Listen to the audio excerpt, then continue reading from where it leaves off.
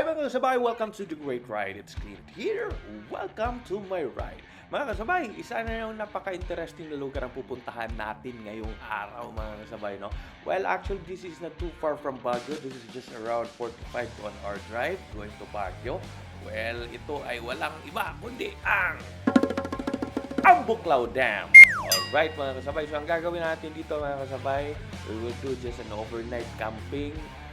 Simpleng camping lang mga kasabay, wala tayong ibang dala kundi pagkain na konti at saka 4 na bote ng beer. Kakape lang tayo dito.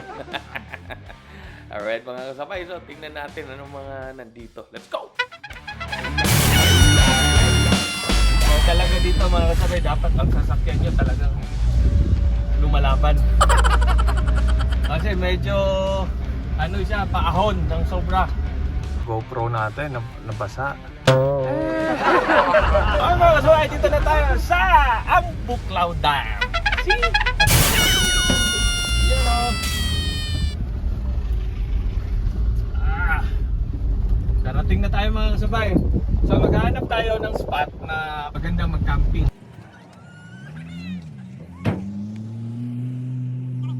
Habang di ba tayo nagluluto, babad muna natin. Para daw, ang moist ay ano? Sisipsipin. Oo, sisipsipin daw ng bigas. Ewan ko gaano katotoo. Maanuhan natin yan. Malalaman natin yan. Tingnan nyo mga kasabay. Mayroon ng tubig, no? Wala na tayong kakainin mamaya kasi so mga kasabay, pakita natin yung ano, ang Buklaw Dam ha. So ito yung ang Buklaw Dam. Okay. Yun o. Tapos doon. Yun. So punta tayo doon mga kasabay. Nandun yung dam mismo. Mapuntahan natin.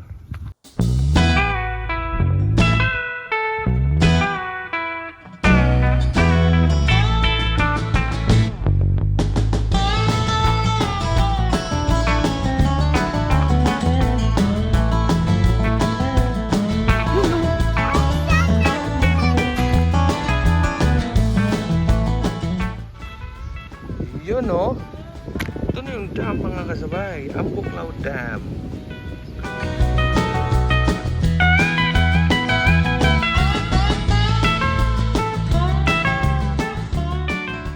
Tapos dun yung ano, imbaka ng kuryente. Klaro na. Yan o. Diba? Nakatakot, ang lalim. Dito, hino-hold naman yung tubig. Yan o. Medyo marumi lang, no? Tapos doon may gauge ng tubig kung gaano nakataas. May mga bangka din dito mga kasabay, no? May solar panel pa. Siguro camper yun na bangka. Camper boat. Ang lawak din. Malawak mga kasabay. Siguro galing dito hanggang doon sa pinakadulo, yun banda doon. Siguro aabot din ng mga 2 kilometro. So mga kasabay, nandito tayo ngayon. Nag-prepare na tayo ng ano, pagkain. Anong lulutuin mo, tol? Manok. Oh. Kumusta ka? Oh, tingnan niyo mga kasabay, konti na lang oh. Woo! Ayun, so mga kasabay, konti na lang yung moist ng GoPro natin. Sana magtuloy-tuloy na. Di close, ilagay po ninyo yan. Para matanggal yung moist? Oo. Ganun yan, di ba? Yung lalagyan na yung gamot. Call. Pamangkon ni mo? Kaibigan natin. Ano pangalan mo? Buangkan. Kenneth, taga dito lang. Ang bahay nila mga kasabay doon, no? May kawayan din. May kawayan doon. Matagal ka na dyan? Sa ano? Nung grade 3 daw siya, nag-transfer na dito siya. Ganda dito mga kasabay kasi hindi sobrang lamig, sakto lang yung lamig niya mga kasabay. Tapos mahangin. Tapos tahimik. So mga kasabay, ang gagawin natin ngayon, magluluto tayo ng manok na pinaupo sa asin. Mga kasabay, ito yung pinaka-the best lutuin lalo na pag nagka-camping kayo. Bakit? Kasi ang manok na pinaupo sa asin ay hindi kailangan ng tubig. Anong kailangan? Asin at saka upuan. Okay mga kasabay. So, ang una nyong gamitin, syempre yung asin, ito. Okay. Ang una nyong gawin mga kasabay, lagay nyo dito. Sirok mo sinudong. Okay. Yun. Ilagay nyo dito yung asin. Yan, maraming asin mga kasabay. Siguro 2 tasang asin. Alright. Tapos mga kasabay, after nitong asin, ito na, tanglad or lemongrass. Ang gagawin mo, gawin ninyo tong parang banig, no? Gaganyan nyo mga kasabay, oh. Alright, ganyan. Simple-simple lang lutuin to mga kasabay. Di kailangan ng tubig, pero ang lasa sobrang sarap. So, after malagay nyo dyan, ito mga kasabay, ito yung upuan niya. Ito ang trono ng manok. Yan, ilalagay nyo dyan. Lapit mo. Yun, ito. Yan, oh. Asin, tapos lemongrass, tapos itong patungan niya. Tapos mga kasabay, syempre, painitin muna natin. Alright? Apoy na mga kasabay. Kaya ang una nyong gawin, syempre, marinate nyo overnight ang manok. Tapos lagyan nyo sa loob ng, syempre, lagyan nyo ng tanglad or lemongrass sa loob ng manok, sa tiyan niya. Tapos, lagyan nyo ng toyo, lagyan nyo, depende kung anong gusto nyo. Ano. Tapos mga kasabay, para bukas ng umaga, meron tayong boneless na bangus. Ito mga kasabay, no? Siguro mainit-init na to, no? Alright mga kasabay. So ngayon, ang gagawin na natin ay paupuin na natin yung manok.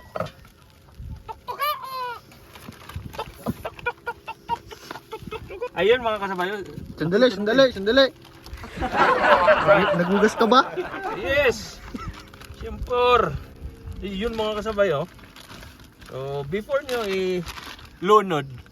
Mga kasabay, lunod mga kasabay sa Bisaya ay before nyo ilagay. Sa pagluluto, yun yung term namin, ilunod or ilagay. Before nyo ilagay, dapat yung nakamarinate na sauce niya dito, ano mo talaga, iligo nyo sa katawan niya. Huling ligo ng manok mga kasabay. Itong sauce niya mga kasabay, i-ano pa natin, lagay natin sa tiyan niya, oh.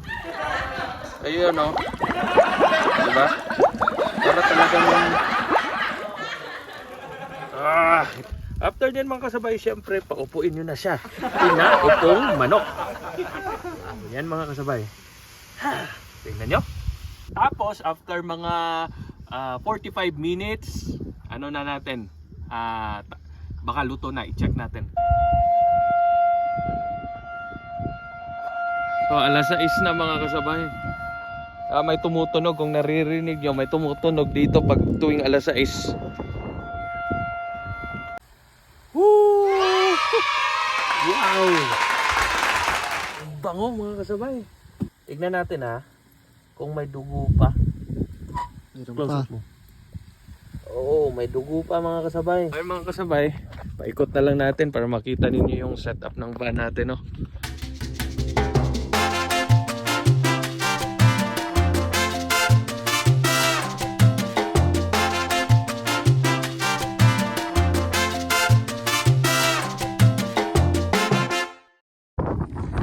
Kasabay, medyo paggabi na at medyo malamig na yung simoy ng hangin dito sa Ambuklaw. Ang maganda dito mga kasabay, meron pa rin mga ilaw, may mga lamppost pa rin. May mga lamppost pa rin. So double check natin mga kasabay, no, kung okay na yung luto natin.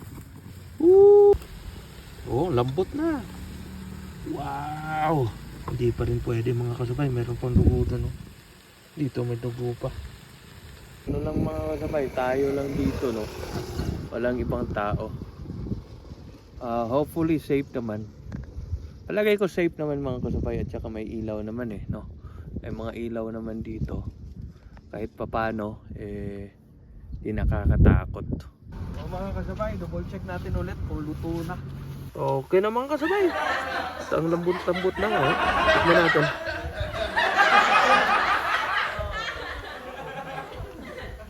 Maimas. Pambira, naimas. Naimas. Maimas pala. Pambira, naimas. Ang sarap mga kasabay. Walang halong biro, ha. Sobra. Kain ako. Sarap! Ang sarap, walang halong biro. Nako.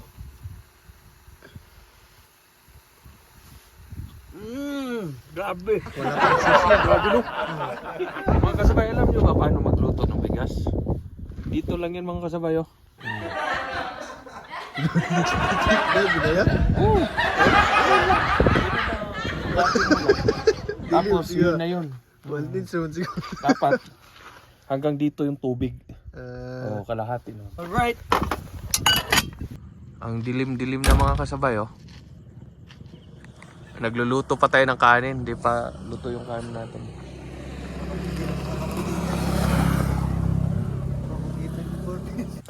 Pwede tayong matulog dito. Kita-kita yung langit oh. Mga kasabay, tulog muna tayo habang nag-aantay maluto yung kanin. Kada linggo hanggang mamatay. Di na pwedeng umatras, di na pwedeng lumiko. Lasing na lasing at pabilis na pabilis. Kapag tinupak na ko, di ka pwedeng lumiko. At ay baba. pero may balak ako dito. Ha? Tangin na lang. Gusto ko na yung ube? Ano? Tuyo. Ay, pwede. Lahos, kasi. Pagbalan mo makita si Waet. Eh, ano? Sige, Mon. Oo, Mon. Di mo na yan, Mon. Ating kapatid. Alright. Okay, mga kasabay. Mayroon pa tayo. Di mo na, Mon. Kapatid. Alright. Alright. Okay. Ako. Ayan. Okay na yan sa'yo. Oh, okay na yan. Nagda-diet ako. Sarap ng kanin natin muna. No? Wow! Ang lambot.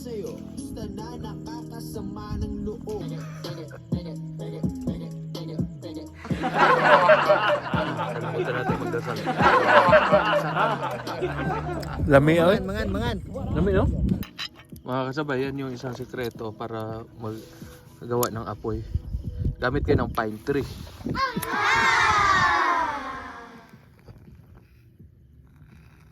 Alright. Oh, di ba mga kasabay, ang lakas. Sikreto ng mga gwapo to. Yan yung mga sekreto. Diba? Diba? Ang lupet. Lumakas na. Mabilis na. Tapos na.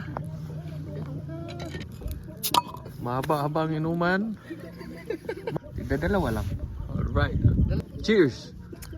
Woo! Yeah. Umilaw yung mata niya.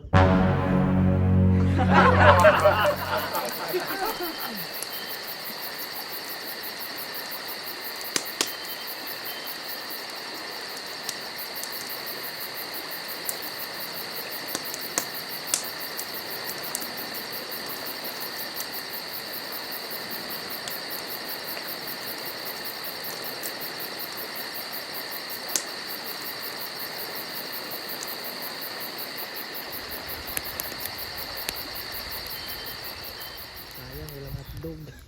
Wala mga kasabay. Baka matulog na tayo. Hanggang bukas muli. Good night and good speed. Bye-bye. Woohoo!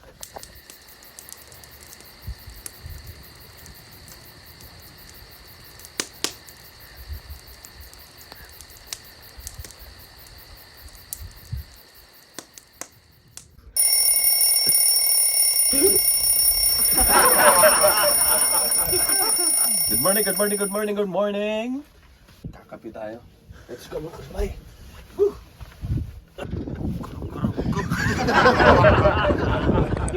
Kurog-kurog akong kabot.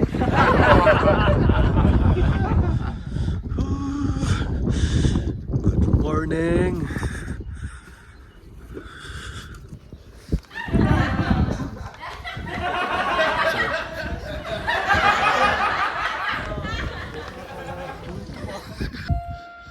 Yan mga kasabay, tumutunog na naman yung sirena. Siren. Alas 6 na kasi.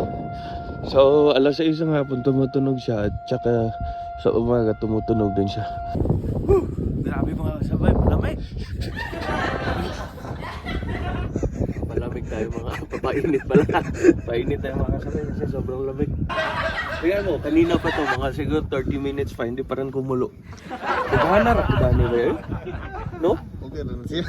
Usaw mo na daghan na kayo ng ibay eh. So yan mga kasabay, may mga bangka na dyan. Galing yun doon mga kasabay, mga bangka. Papunta dito. Kasi syempre, from here, so sasakay sila dyan ng mga jeep o di kaya yung mga sasakyan nila na nakapark dyan papunta sa kung saan sila pupunta.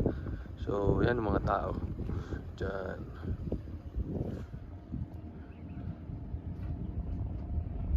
Right.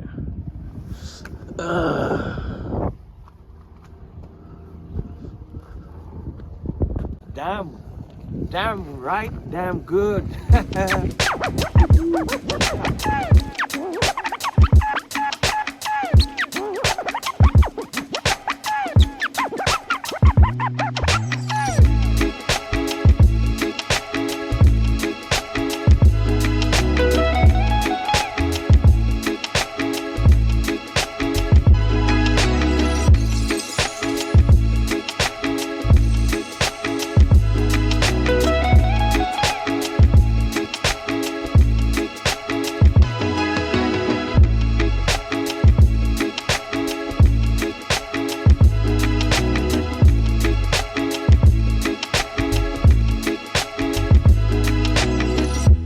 Ganda no?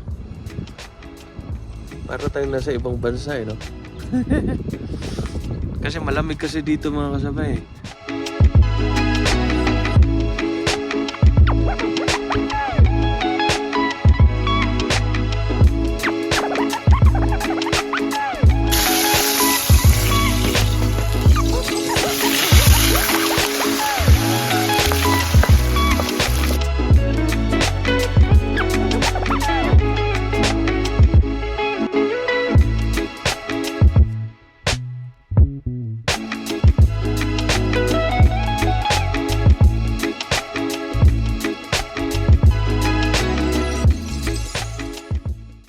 Anyway mga kasabay, yon after magluto, kakain na tayo, tapos batsi na, balik na sa Baguio.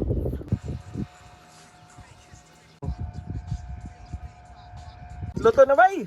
Oh ah! Wala na. Alright!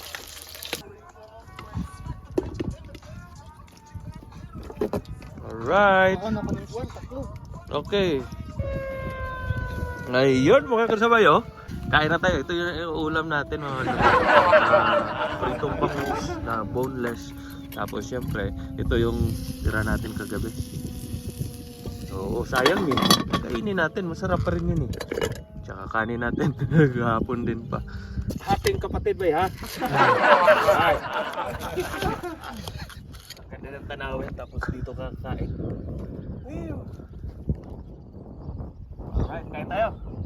Mon, kain naman. Ah, sige.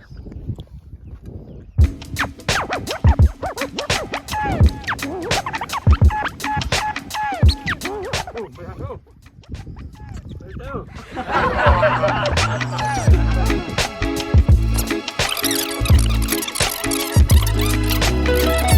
Time to go home. Bye-bye, I'm the Cloud Dam.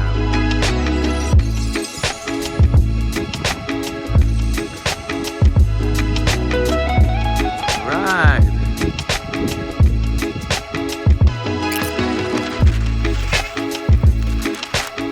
Oh, yun lang mga kasabay. Thank you so much for watching. Sana nag-enjoy kayo at saka samahan nyo kami ulit sa susunod natin na adventure dito sa The Great Ride PH. Always remember that life is a ride. Life is a great ride. Bye-bye!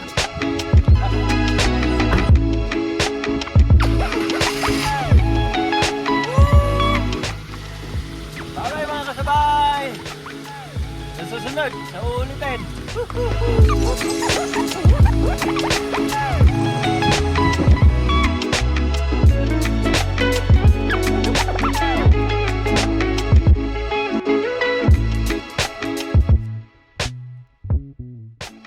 Mga kasabay, nung pauwi tayo, may nakita tayong napakagandang view. Tingnan natin ito. bukod. Green yung tubig mga kasabay, oh. Yun, oh. Sobrang lalim siguro doon. Tapos doon, bundok. Yun, oh. Oh, subukan natin puntahan. Oh, ang ganda. Tingnan yung mga kasabay, oh. Oh. Dito. Na nagcamping diri po no. Palagay ko may nagka-camping dito kasi may ano, oh. Ako din mga kasabay, oh. Ang ganda. Sabay. Woo! Ayun mga kasabay, oh. Ang ganda, di ba? Balikan na lang natin to someday. Woo! Tapos dun banda mga kasabay, sobrang lalim yata. Yun, oh. Ano? Bingwit. Ayun mga kasabay. Yun, oh. Kung di ako nagkakamali, pwedeng maligo dito kasabay. Kaso lang dapat aware kayo at vigilant kayo kasi siyempre pag magpakawala ng tubig yung Tambuklaw Dam, siyempre dito dadaan yun, no? So dapat handa kayo parate. At saka siyempre pag may mga baha, pag ulan, huwag kayong maligo. Diba? Ang dami nang nadali sa mga ganun, eh. Anyway mga kasabay, at least nakita nyo lang, oh. Woo! Next time na tayo maligo dyan. Alright, let's go! Take me back to the old dirt road where Mama and Papa used to go. Let's sing all them songs from a long time ago and pine for them old days of yore. Well, let me run through the breeze like the leaves on the trees. Let me fly like the leaves when they fall. Well, let my mind go serene like a cool water stream that runs from the mountain so